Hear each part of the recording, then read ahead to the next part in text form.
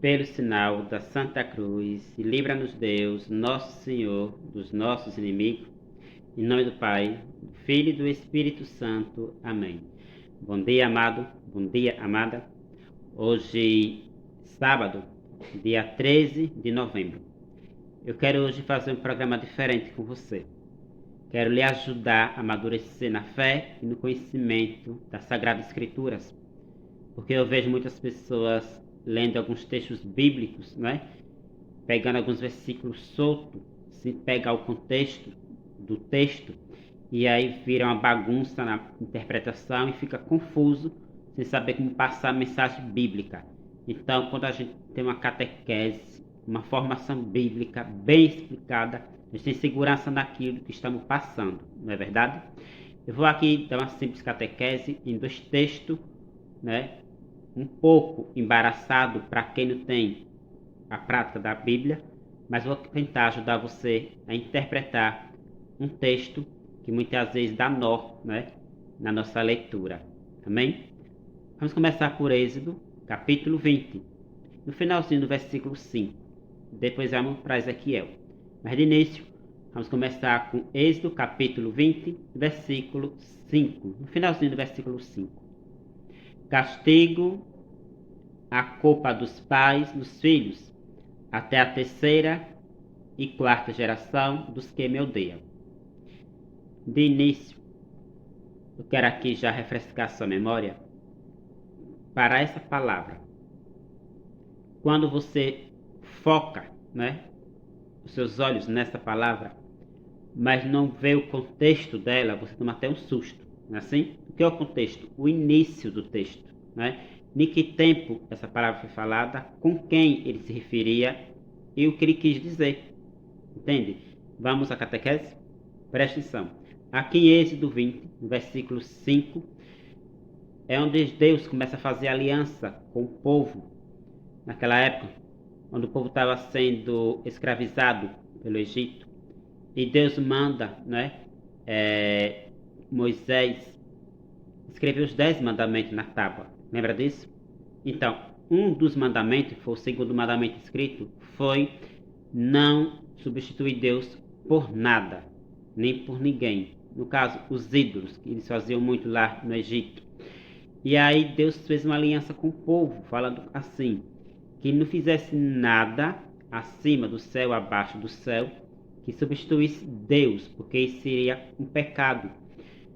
E aí o povo não entendeu bem e continuaram essa rebeldia.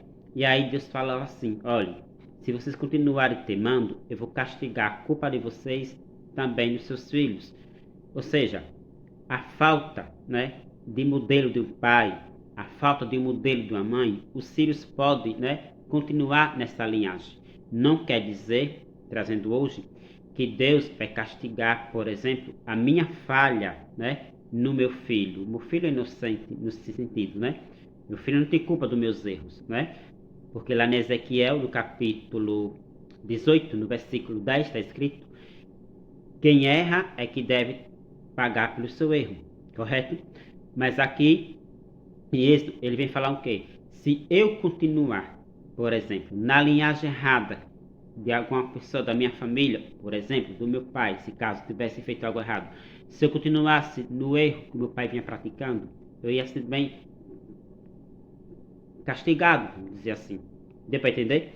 Então, trazendo também para o lado espiritual, né? Veja que quando um pai, ele tem, por exemplo, um vício de beber, isso vai repassando para os filhos ou as filhas. Caso o filho ela tenha essa inclinação para beber, o filho tem essa inclinação para beber, mas se o filho não quiser ir nessa linhagem, mesmo estando na árvore genealógica, né, que vai passando, se o filho não quiser ir nessa linhagem, ele vai ser poupado desse castigo. Por quê? Porque ele procurou entender o que é certo, o que é errado. Trazendo para essa realidade de hoje, quantas pessoas vieram de uma família toda destriturada, assim, toda errada, mas pela misericórdia de Deus a pessoa acordou para a vida e buscou o caminho de Deus, né? Teve tudo para dar errado, mas ela buscou o caminho de Deus. Deu para entender? Então, quando o texto fala aqui em Êxodo 20, no versículo 5, que Deus castiga a culpa do pai no filho em relação a falta do modelo de um pai, a falta do modelo de uma mãe, os filhos podem cair, né, no desvio também de viver a vida errada. Mas se o filho procurar viver no que é certo, esse castigo será desviado. Deu para entender? Então tudo é questão de quê? Do mau exemplo e da escolha de cada um. Deus é justo, amado.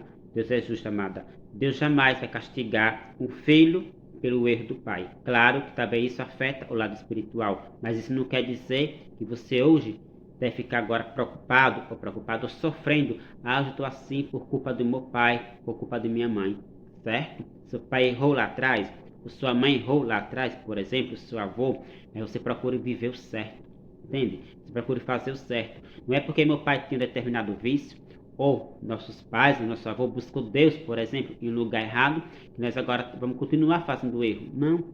Uma vez que eu descubro as práticas erradas que minha família fez lá atrás, eu procuro agora fazer o que é certo. O que eles fizeram de errado, eles dê contas a Deus.